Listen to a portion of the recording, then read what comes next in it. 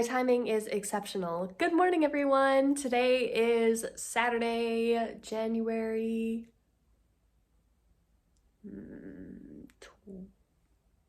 20th. No, 21st. There we go.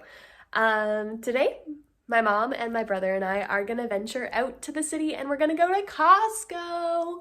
And I'm gonna take you along. I'm just starting off my day with a waffle.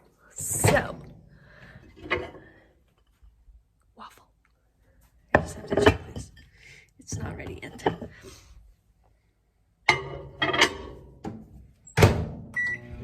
I just barely got out of bed and I'm gonna get myself ready, as you can tell by the messy bun, that I am not ready for the day. But lighting. Okay. I did a thing. So I haven't really talked about this on the vlog or on my channel at all, but those of you who are watching who know me know a little bit about my story and know that those of you who have been watching me for a little bit, or those of you who actually know me, know that I have a lot of joint pain and joint issues. And it's been going on for so many years, and I'm like the queen of braces. You need a brace, I have the brace, because that's how many joint issues I have. And recently I have just been discovering that I need a little bit more help than just braces. And the reason for that is I've gotten to a point now where there's so many places in my body that hurt that if I am asked to go out somewhere that includes a lot of walking or a lot of standing around, I have a really hard time walking and standing for long periods of time. And so I decided that it was time to get some granny canes. I'm a little bit nervous to use them in public just because I'm scared of what people will think of me. And especially people who know me, I'm scared that they'll run into me and then I'll have to explain my whole situation, and I just don't want to do that.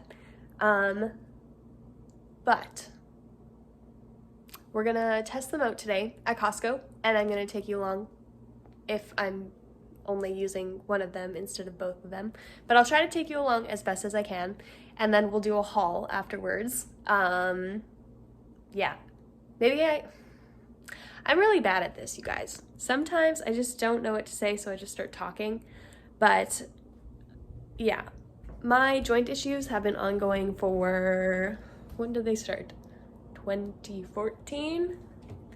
We're in 2023, so it's been over 10 years. And I have been to so many different doctors, but this channel is all about my journey on trying to get diagnosed, or at least get answers for what is going on with me. Currently, we are in the process of, it's so hard for me to talk about it on here, guys. And any of you who have chronic health issues will understand that it's just hard to talk about sometimes, especially when you don't have a diagnosis. I feel like it makes it even harder because I don't want people to think that I'm just self-diagnosing myself.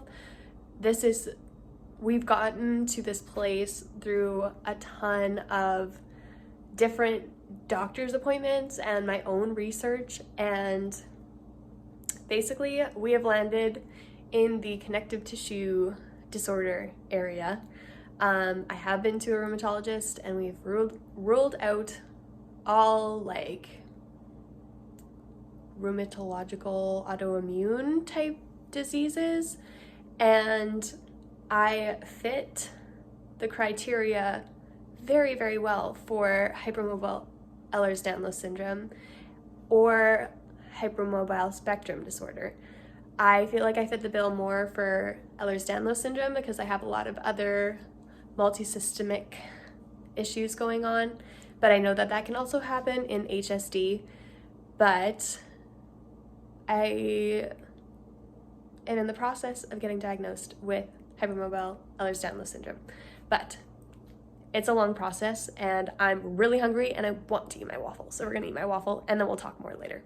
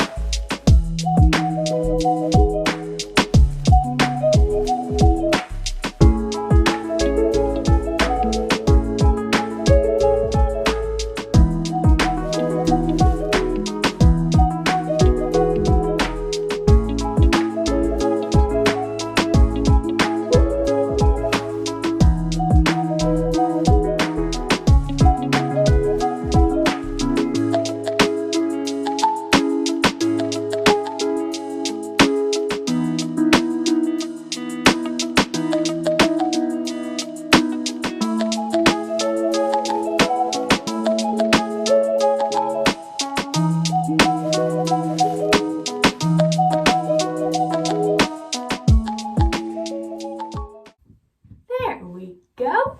Okay. So I feel like I can't just drop the bomb on you and say, I have Hypermobile Ehlers Danlos Syndrome or HSD and not talk about my experience. So we're going to do that while I do my makeup.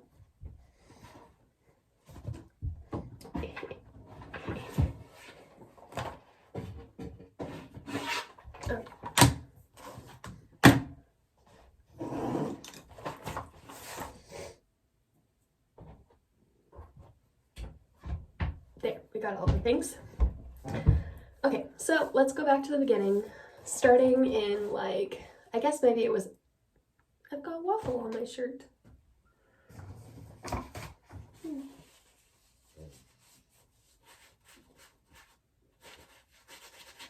There we go, fixed it. Starting back in like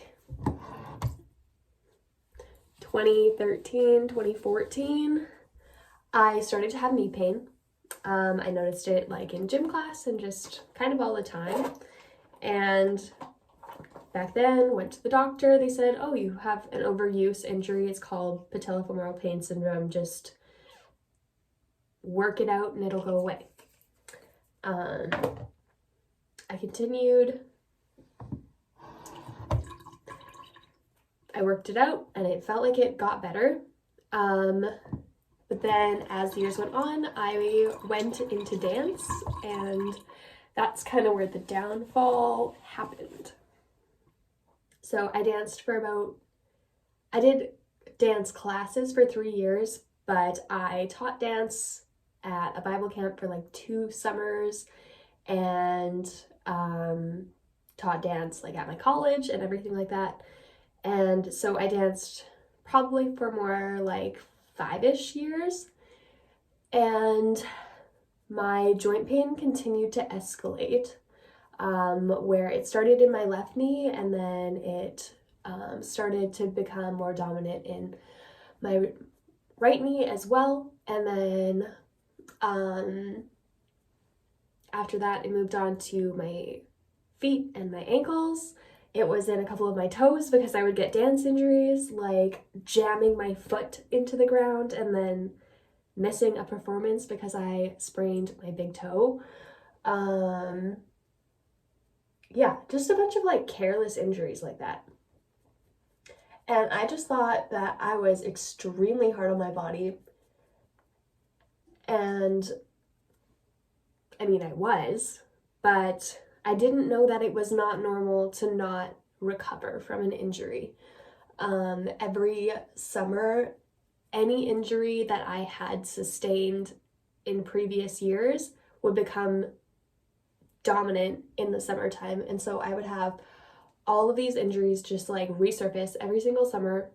And I would have to wear a lot of braces to be able to not be in pain. But I was still in pain all the time. And while dealing with the joint pain, I was also dealing with a bunch of other issues as well, like stomach issues and menstrual issues. And I was just full of issues, basically. And so when I was in college, I'm a medical nerd. If I wasn't so squeamish, I probably would have gone to school for nursing, but I am squeamish, and so I did not go to school for nursing. But I am really into all things medical. And so I remember being on YouTube and coming across this YouTube vlogger who had Ehlers Danlos Syndrome. And I was like, oh man, that is such an interesting disease. And there's no way I would ever have that because I'm not as bad as she is.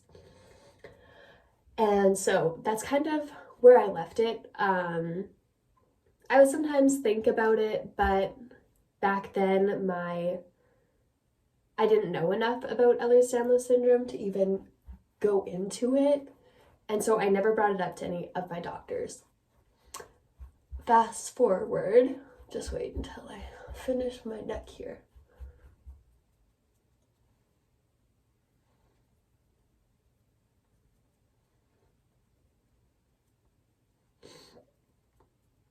Okay. Fast forward to like, I don't even know when. It was kind of in the like 2018, 2019 mark when my injuries started to prevent me from dancing and prevent me from partaking in any sports or running or anything remotely physically active, hiking, you name it. I wasn't able to do it anymore. Then I really started to look into things more. So back then, because I was a dancer and I had injured myself so many times, we decided that the best place to start would be an orthopedic surgeon. But technically, I started off with sports medicine back in 2016. I had seen sports medicine for my knee, and that was it. I didn't have all of the issues that I was having that I did now. And so I saw an orthopedic surgeon, and I told her about all of my joint issues, and she did her assessment and was like, wow, you are very hypermobile, and basically told me that if I ever needed surgery on a joint, the only joint they would even consider touching were my knees because all of my other joints were way too hypermobile. And so I was like, well, that's interesting. And so she prescribed me some braces and told me that if I would like to have this, like, it was a surgery basically where they take the fat pad out of your knee because she thought that maybe I had an impingement or something, which I don't think I have that.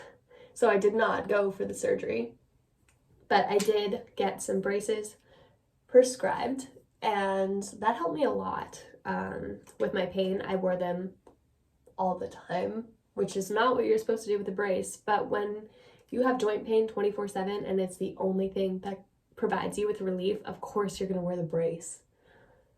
And so that was the orthopedic surgeon, but that didn't provide me with any answers. And so then I got my doctor to send me to a different sports medicine specialist, and I had a phone call with him. So this is in 2020. I had a phone call with this doctor, and he sounded like he was going to be absolutely amazing, and he even mentioned Ehlers Danlos Syndrome. So I was like, oh, perfect, maybe we're on the right track. Because at this point I started to really dig into Ehlers Danlos Syndrome, and so I had done my research, and I had just like briefly looked through the criteria and noticed that I had a lot of things that go in the criteria. And so I go to my in-person appointment with this doctor, and let's just say it did not go the way that I was hoping that it would. My experience, and this is probably not everybody's experience, but when a doctor has like a student doctor in the room, that's when I find that I get the least amount of help. And that's often when I find doctors are the most rude, is because they're trying to appear really knowledgeable to the student. And I always find the student to be way better than the doctor then, because the student is the one that actually listens to me in that context. So this doctor had a student doing assessments and everything. And I just felt so unheard. And I brought up the Ehlers Danlos Syndrome, and he tugged on my ankle and said, well, it didn't dislocate, so you don't have Ehlers Danlos Syndrome. And in my head, I'm thinking, that is not the criteria for Ehlers Danlos Syndrome. Like, I know that a lot of people have dislocations with Ehlers Danlos Syndrome, but it is not the main criteria for Ehlers Danlos Syndrome. And so I left that appointment feeling very frustrated because I was hoping to find answers, and again, I did not get any answers. And so I went back to my doctor many, many times, and a different time when I saw my doctor had a student doctor, and so he sends his student in the room, and I just let this student, I laid it out for this student, and the student basically was like, well, you should really see a rheumatologist. And I'm like, yeah, I know. And so when my doctor walked in the room, I said I wanted to see a rheumatologist. At this point, it's 2021, and my doctor had been taking blood work for different rheumatological things, pardon me, and he was like, your numbers are too good. No rheumatologist will see you. And I didn't mean for this to happen, but I was on my way out the door, and so I stood up, and I was basically nose to nose with my doctor, and I told him, I do not care how my numbers look. I want you to send me to a rheumatologist. And I walked out, and lo and behold, he sent off my referral, and the first rheumatologist didn't take me. As expected, that happens to me a lot, because my case is kind of complicated and my doctor doesn't make it look like anything is wrong with me in his notes. Whatever. So I told him that I wanted to see a rheumatologist and that he should refer me somewhere else. And so I got in with this rheumatologist, and I went with an open mind because it's good to have an open mind when you go to a doctor's appointment. And she did her assessments and was basically like, oh, I think you have fibromyalgia, and gave me a paper, and I tried so hard not to roll my eyes because here's my thing with fibromyalgia. At one point, I did think that maybe it was fibromyalgia, but kind of as my experience moved on, I moved away from fibromyalgia. My mom has also been told that she has fibromyalgia, and I think that she probably has the same thing that I do. And so I was like, to this doctor, I was like, I understand how you may think that this is fibromyalgia, but I don't think that this is fibromyalgia. I would really like someone to look into Ehlers Danlos Syndrome. She was like, oh, that could actually be a possibility. It's not my specialty, but I think that you should be referred to genetics and have someone look into that for you. And so she sent me off with an x-ray for my back and not a referral. She basically put in her notes to my doctor that I needed to see a geneticist. And so then my doctor sent off a referral to see the geneticist, but the geneticists in my province do not take hypermobile Ehlers Danlos Syndrome patients, because any doctor can look at the criteria and diagnose it. And so he basically said, we aren't taking these kinds of patients. Here's the criteria, go over it with your patient. And so my doctor sends me the criteria, and he's like, this is what they sent me. And I was like, great, so we're gonna go over it in our next appointment? And he said, sure. And so my next appointment came around, and we went through the criteria. And here's where it didn't go as planned again, because my doctor basically was like, have you looked over this? And I was like, yes, I have. And he's like, okay, what do you have? And so I just went through the list and ticked off all the things I had and showed him my party tricks and showed him what things were in the second part of the criteria, because he didn't know what it was. My doctor's great. I mean, I don't always see eye to eye with him, but he didn't even know how to spell Ehlers Danlos Syndrome or really say it. And so I did not have a whole lot of confidence that we were going to get anywhere with it. And so he went through the criteria with me and said, okay, so before we diagnose you, we have to do these heart tests to rule out any possibility that you have a vascular type or have heart issues, is basically what he said. And as soon as he said that, I knew that he was going to get hung up on the heart issues, and that if my results came back clean, he was going to say that I didn't have Ehlers Danlos Syndrome. And so here we are in 2022 doing all these heart tests, and my heart tests came back clean for the most part. And so I go for a follow-up to my doctor, and I ask him to follow up about the diagnosis for Ehlers Danlos Syndrome, and he didn't pull it up. He just said, oh, well, your heart stuff came back clear, so you don't have Ehlers Danlos Syndrome. And I looked at him and I said, you didn't read the criteria properly, because that isn't what determines whether or not I have Ehlers Danlos Syndrome. The criteria that we went through determines whether or not I have the hypermobile type, and according to our diagnostic appointment that we had, I passed this criteria. And he was not 100% convinced. And so I asked him then to refer me to someone who knew a little bit more about Ehlers Danlos Syndrome so that they could take a look at me, because I want my doctor to be on the same page, and he was not on the same page. And so after that, I started booking appointments with him every month, just because I had such a long list of issues going on and I could not address them all in one appointment. You get 10 minutes, and I don't want to overwhelm my doctor like that. And so I just started making tons of appointments, and I finally feel like we're getting somewhere, and I'm really hoping that we're getting somewhere. Basically, he referred me to another sports medicine doctor, which I have not heard back from yet,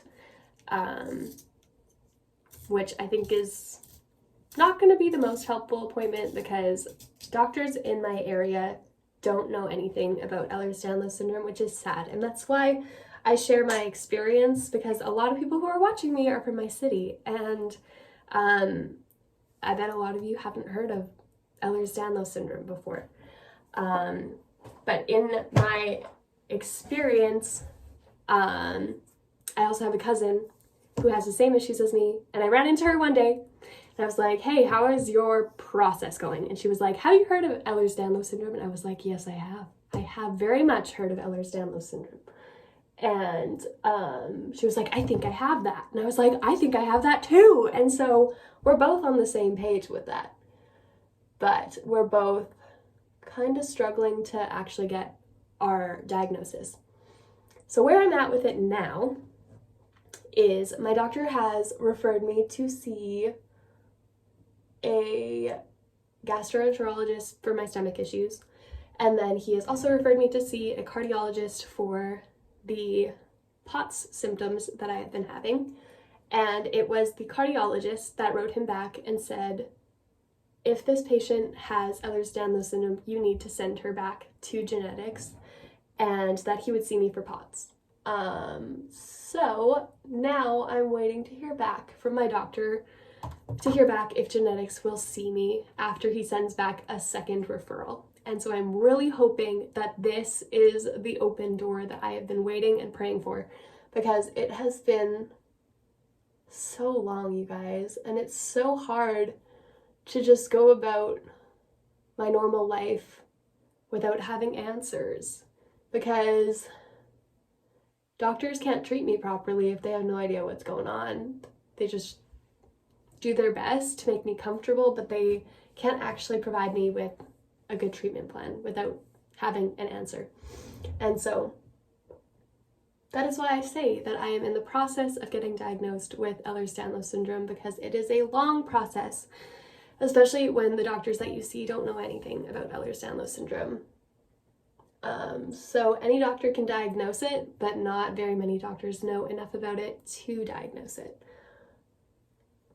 So yeah, I'm gonna finish my makeup, and then we're gonna go over to Costco. This is probably gonna be a way longer video because I wasn't anticipating sharing my health journey, but yeah, I'll come back to you in a little bit. Okay, so I'm gonna be getting dressed, but I wanted to show you what things look like when I decide to do an activity that involves a lot of walking. It includes a lot of braces, and so I was just gonna show you that underneath my pants, I will be having my ankle braces and my knee braces. Sometimes I also choose to tape my hips because my hips are the biggest problem that I have going on right now. But I'm gonna see if those crutches help with taking any weight off of my hips and see how that goes. So I'm gonna get dressed. It shifted. Okay, here's the fit. So I have this cute white puff sleeve sweater that I got from Superstore on sale. And then I have my like mom jeans from Reitman's. And then I'm wearing these cute pink socks. And so you can't tell at all that I have like 4 braces on, and that's what I'm going for. Yeah, but I'm gonna grab my crutches and just show you and introduce them to the video.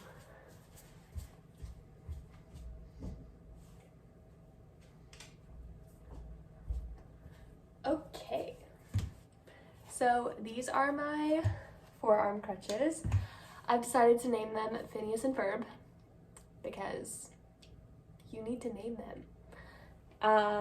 But yeah, I am going to be learning how to use these, and so far in my experience of trying to learn how to use these, I've noticed that my shoulders and upper neck muscles are really weak, and so I'm really prone to getting like strain headaches then, and so I will be discussing with my physical therapist how to use these properly, but I think I have found a way that is most helpful for me, and that's by using only one crutch, but I'm going to bring both of them and see what feels best, because I also want my hands free when I go to Costco.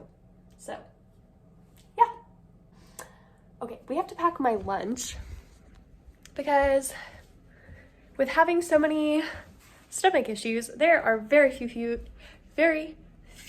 foods that I can actually tolerate, and so then I feel more comfortable bringing my own food because we're traveling to a city that is like an hour and a bit away, and if my stomach is not agreeing with me, I do not want to be stuck in a car for that long. So we're gonna be packing some gluten-free chicken strips. They look dark because they got a bit crispy, and we're gonna pair that with this sweet chili sauce. Guys, this is my confession. I bought this on Monday. It is Saturday, and I have eaten half of this container. It's a problem. It's so good. Okay, I think other than that, we are just gonna pack a fruit cup and an applesauce because my appetite is not very big, and I had a waffle for breakfast, so that'll hold me over for quite a while. This video is gonna be so long, I'm so sorry, but thanks for sticking around. I really appreciate it. And if you've gotten this far in the video, you should just pause and give this video a like. And if you would like to be a part of my health journey, hit the subscribe button so you don't miss a video. And I would love to talk to you in the comments, so leave me a comment down below and we'll get to know each other there. Bye. So a few other things that are essential for me if I am leaving the house for a couple of hours is I have packed some BioSteel. I find that when I do a lot of walking around and when I go grocery shopping specifically, that it really flares my POTS symptoms, and so it really helps me to have an electrolyte drink, and so I'm bringing this. And then this is what I like to use for a purse. It's a fanny pack, and it is the perfect size for me, and I like that I can just drape it over me, and it is just so handy, hands-free. But basically what I have in there is my meds in case I have a stomach flare, and then I also have painkillers because my hips don't lie, and that I've also packed hand sanitizer because it is the season for germs and I am not a fan. And then of course I just have my cards and everything that I need. I have my lunch, and on days that I would be on my period, I would also bring a portable heating pad. It just has like a battery pack that is rechargeable. And this is my favorite to wear under these pants because these pants have a lot of room. And so you can't see it all. I used to wear this when I worked outside of my house. I would wear this all the time to work and nobody knew it was there. So nice. Okay. I don't know about anybody else, but I'm trying to learn my vibe when it comes to being on camera. And so my first couple of videos were very like shy, timid, trying to be like other vloggers, but I'm not like other vloggers because here's the thing. I don't know, I don't always like when people open up their video and they're like super extra, you know? Like that's not what I want to be on here. Right now you're experiencing Nikki when she's hyper because she had a waffle for breakfast and it had a lot of maple syrup on it. And so that's what's going on right now. But I want to be real. We should stop pacing.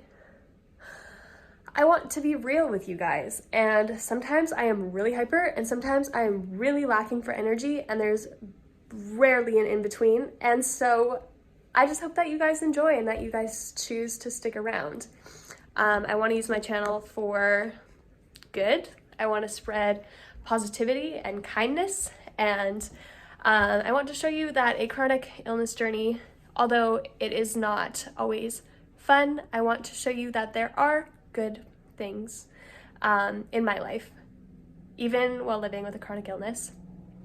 I want to share my journey because I want to be an encouragement to others who are struggling with this.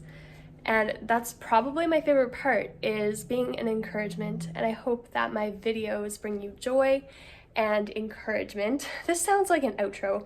It is not an outro, but I might have to make it in my outro sometime. I'm rambling because I'm waiting for my mom to get here and she's not here yet. So I'm gonna go chill. Goodbye. Okay, what I forgot to anticipate is that Costco is really crazy busy on a Saturday, so we ran through Costco and I'll show you what I got when we get home. Sorry.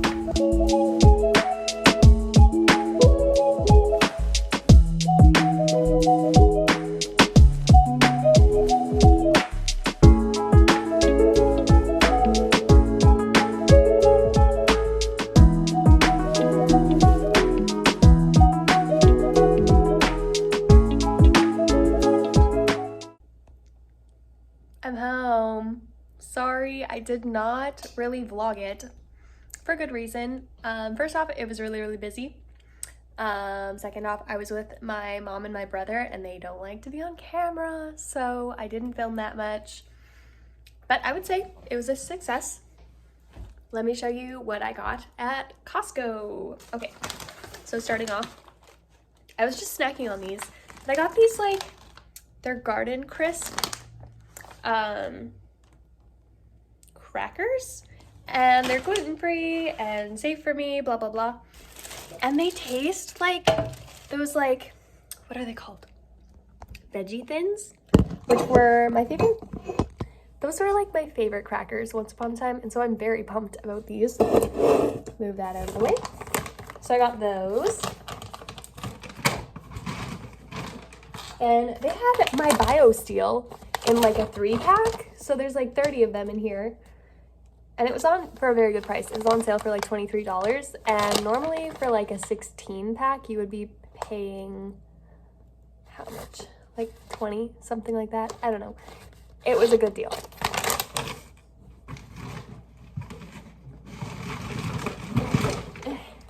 And then I got this big container of my Go-Go Squeeze apple sauces. It was, I want to say it was like $12.